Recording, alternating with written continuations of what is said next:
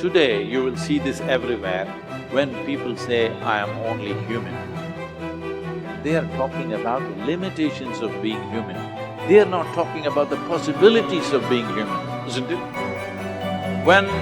If we are the most intelligent species on the planet, if we are the most capable species on the planet, should we be talking about our possibilities or should we be talking about our limitations? You are the sum total of all of the choices that you've made up until now. And anything about yourself or your life that you don't like or isn't working or is mobilizing you is to be looked at in terms of, can I grow? Rather than, why did I do it, or isn't this wrong? I don't like what I've done. I don't like the fact that I can't do this well or I can't do that well. So I will list these things in my own repertoire, and then I will be constantly trying to repair those deficiencies, always assuming that I'm deficient, that there's something wrong with me, and I'm trying to fix it. And when you do that, you spend your whole life doing that. But in order to be the winner you were born to be, you must plan to win, you've got to prepare to win, and you must expect to win. And if you don't plan to win, and if you don't prepare to win, then you have no legitimate reason for expecting to win. The way that we think about ourselves determines the policies that we embrace, the laws that we agree to live and abide under. Those are all based upon our story. So all of a sudden you see the battle for our story is front and center. I mean, what could be more important than that right now? So when we talk about that battle, there's a battle for who we are and the way that we think about ourselves. You are creators who have come into this environment for the details that it evokes from you. But you are God force who insists upon alignment with the energy of your source. And it is our knowing that as you move forward from this day, never again will you feel negative emotion without blessing the importance of it. Because in the negative emotion is the indication that you are setting forth for this universe expansion. And instead of feeling a continuing of negative emotion, you're going to flip. You're going to take the bounce. You're going to feel the solution that your problem has pointed. So then as you begin to think about a new possibility, and your brain begins to fire in new sequences and new patterns and new combinations, and you begin to plan your behaviors, and you begin to review in your mind, mentally rehearse who you're going to be in your life. The mere action of mental rehearsal begins to install the neurological circuits in your brain. Now your brain is no longer a record of the past. Now it's in fact a map to the future. And if you were then to begin to emotionally embrace your future before it's made manifest, in other words, you're not waiting for your healing to feel wholeness. You're not waiting for your new relationship to feel love. You're not waiting for the mystical moment to feel awe. You're not waiting for your success to feel empowered. That's the old model of reality, of cause and effect.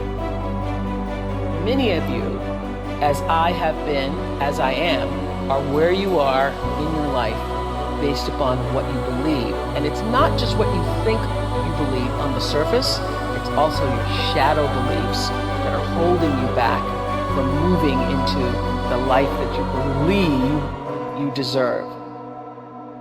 What I know is if you're not looking at the shadows, if you're not looking at what is subconsciously running through the tape in your mind, telling yourself you're not good enough, you're not worthy enough, you're not smart enough, you're not enough, which is a tape that's playing for a lot of people. If you're not conscious of that, then you end up acting out of that belief system and not out of what you know to be the truest or want to be the truest for yourself. How do you alter your mindset? The only path is through new awareness.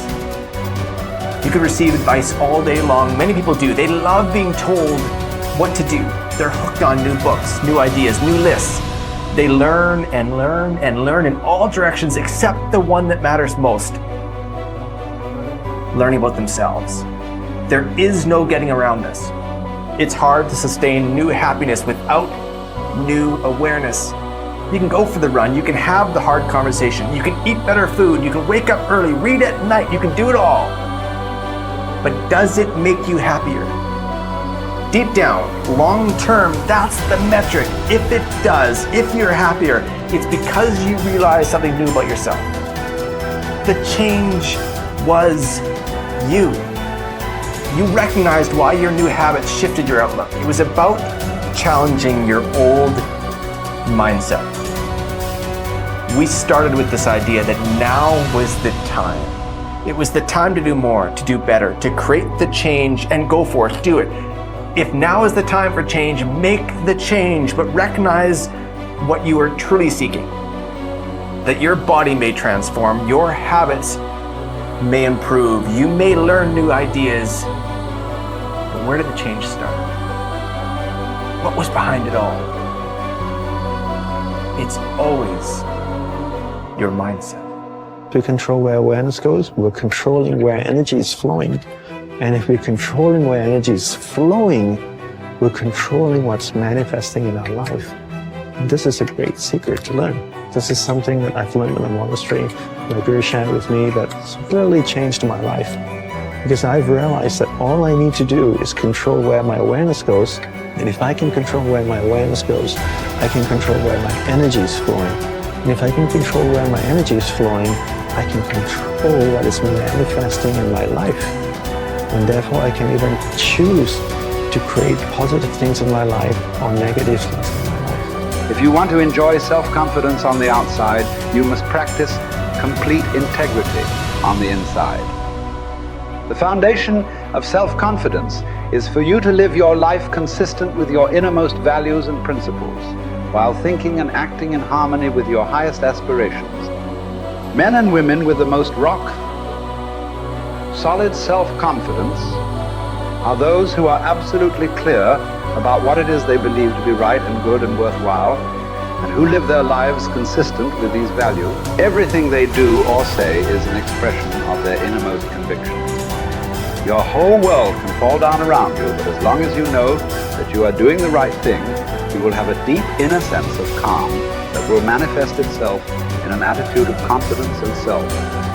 In an attitude of confidence and self-assurance in any situation. You will have many ups and downs in life. But what is most important is that you remain true to yourself.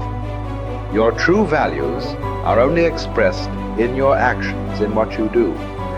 You can tell what you truly believe by observing what you do in any situation in which you have to make a choice, especially when you are under stress and pulled in two directions at once, with opposing demands or responsibilities. This is when your true values are revealed. The action that you take in any given situation will tell you which of your values is uppermost or whether you have any values at all. It is not what you say, hope, wish, or intend, but only what you do that counts. Your choices of the actions you take tell you unerringly who you really are. You can develop within yourself a superb set of values by acting as though you already had those values.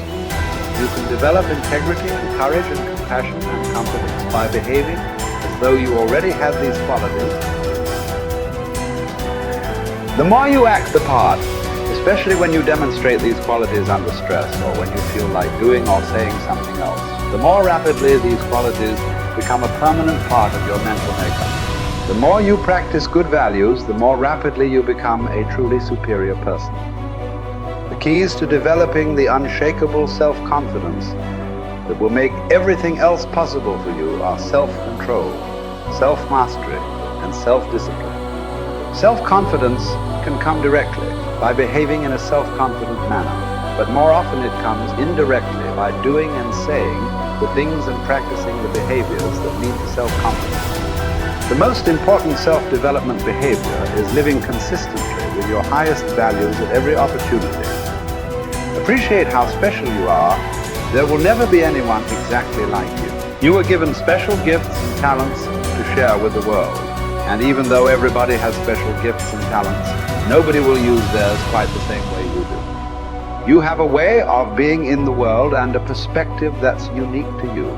You are the only one who thinks your thoughts the way you think them. You have created your own unique reality and are living your life according to your own unique path. You are the only you that will ever be.